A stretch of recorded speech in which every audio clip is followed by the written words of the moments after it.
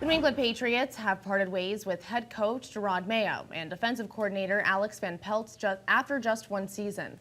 Western Mass News reporter Reagan Stoddard joins us live in studio with more information. Good morning, Reagan.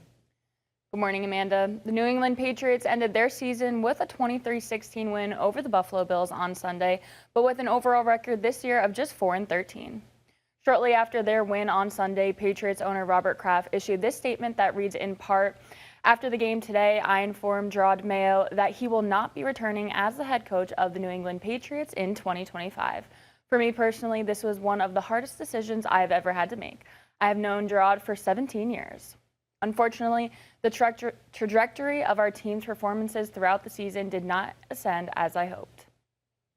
If the team had lost on Sunday, they would have locked down the first overall pick in the upcoming draft, but instead they now have the 4th pick. The Patriots will now begin the search for a new head man and offensive coordinator." Reporting in studio, Reagan Stoddard, Western Mass News.